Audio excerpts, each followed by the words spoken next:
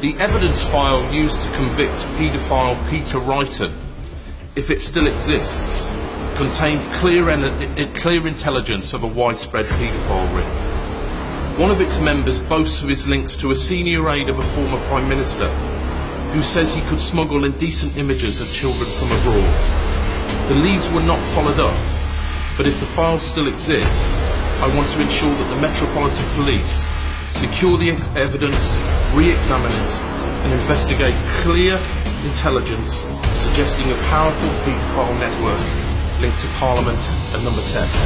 I understand that honourable and right honourable members feel aggrieved that Leon Britton was interviewed by the police and that they're angry with my use of language. But I'm sure they'd also agree that when anyone is accused of multiple sexual crimes by numerous completely unrelated sources, the police have a duty to investigate, no matter who it is. My letter was prompted by Jane's concern that procedures were not followed. It's not for me to judge the validity of these claims, but I believe I was right to demand that guidelines were adhered to. I also believe that very many victims in this country have been too terrified to speak out for too long. And it's not all over just because a few famous people have gone to prison. And it hasn't all got out of hand just because people in high places are scared. The survivors of child abuse have been belittled and ridiculed for too long. That's the real scandal here.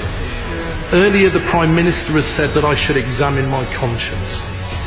Well, I think we all need to examine our consciences in this House. We've presided over a state of affairs where children have been abused and then ignored, dismissed and then disdained. If anyone deserves an apology, it's them. Lately, I've bought the babies I had, and us kids would be made to do things with the adults and the animals, and then a sacrifice would happen. I think it's very important that right up front everyone is required to declare whether they have been or currently are a Mason.